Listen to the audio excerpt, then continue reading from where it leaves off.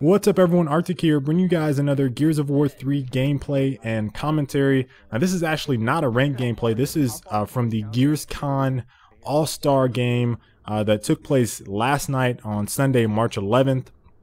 Now I'm sorry if you guys feel like I didn't inform you very well of when this was taking place. I actually posted an update on it on the website, but the reason I didn't make a specific blast about it on YouTube is because I didn't want to stack the voting favor for this particular event, because you know people had to vote for their favorite players, but I didn't want anyone to you know, stack it so that I got the first number of votes. So all I did was made a little tweet about it when the voting was in effect, and just said vote for your favorite players. And then I posted on my website on Saturday that the match would be taking place. So if you guys happen to look at my website, which I always put in the description, reflection.com, then you guys would have known to tune in for this. But I have all the VOD, and you guys can watch it on Twitch TV. Watch the VOD there on Twitch TV /GearsCon. All the links for this particular episode are going to be in the description. So remember guys, links save lives. Please check the description if you guys want to watch the full All-Star match. You guys can kind of flick through some of the matches. This took a long time to orchestrate. Just giving you guys some of my general feedback from it. It seemed like a lot of the players that got voted weren't ready, mostly from Team Infinity. Terror was the only one that really came through. Ribs ended up getting locked out from his house, so he was unable to make it. And Atmo came in late. Didn't seem like he was too interested in playing, and then he ended up leaving. So those were the only guys that really didn't show up to play, were Atmo and Ribs. I think everyone else that was supposed to be in got in, and some people that should have been or were contacted, I guess, did not respond, according to Lauren. So some people asked why Nick Merckx was not in this particular All-Star match. Apparently when he was contacted, he did not respond. So these are the types of things that are kind of hurting the community in terms of, you know, some of the pro players not really participating in some of these events, and then, you know, when they actually occur, yeah, there's a bunch of delays and people kind of half-ass it. So kind of experience a little rough patch right now in terms of the competitive outlook of Gears of War right now. There's no events on the horizon. You know, there's a lot of online stuff right now, and I don't really think teams are too interested in playing online. When we've been trying to get scrimmages last week, we just weren't getting any responses. I mean, literally, there was like 8 teams on my list and my brother's list, or not my brother, I'm sorry, XL, and just you know, all of the guys that are competing right now, that you know we're just not getting anything. It's just like no one is really responding to scrimmages. So it's kind of like bleak. I mean, and it's not a very good outlook for me personally to see that so many people aren't scrimming. And again, I don't know what's happening with the competitive aspect of it, like in terms of LAN events and stuff. So, you know, Hype Festation, according to Caesar, they're finishing up some things from Hype 2 before they make any announcements for Hype 3.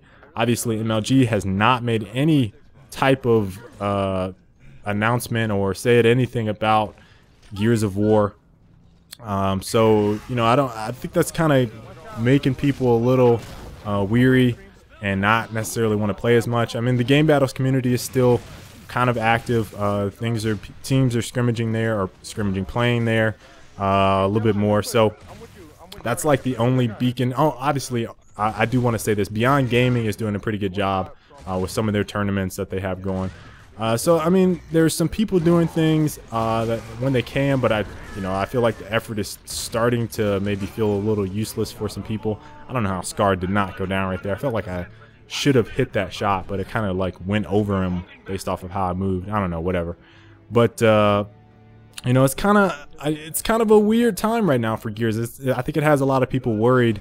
And obviously you have some other commentators, you know, myself included, kind of branching out with some different content. I'm just, you know, I can play Gears of War all day, all night, but I just don't have the time. So I'm playing some of the games that I enjoy. What was Carson's doing right there? He's just active reloading over that.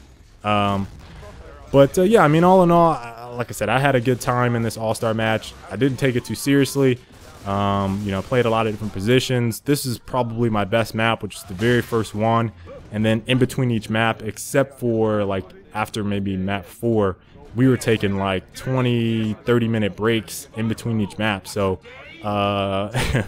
it's pretty hard to be consistent in these, but you know, I just tried to have a good time as well as everyone else, you know, kind of laugh with some of those guys because I've known them a long time. And yeah, I mean, I really enjoyed it.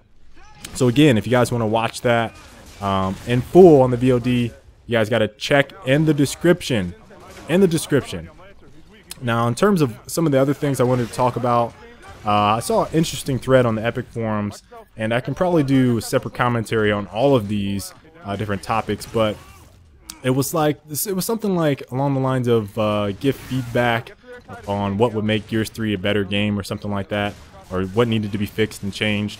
And I'm just going to go down the list of what each person, or what the topic, the thread starter said for each one.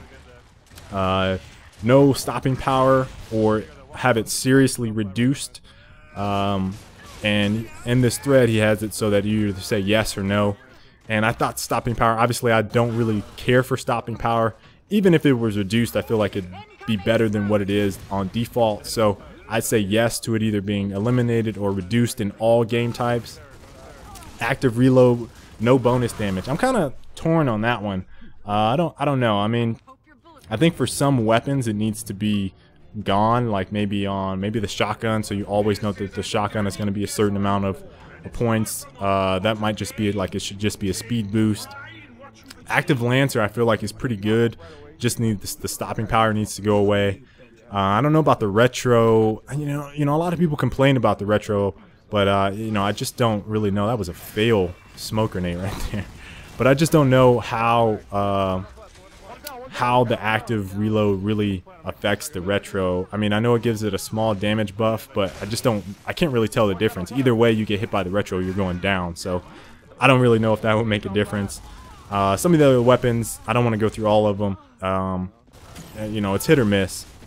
I think for some of them it should be switched though to you know, just the speed damage on the active reload. Oh, so close to clutching that round. I remember that. Couldn't get it.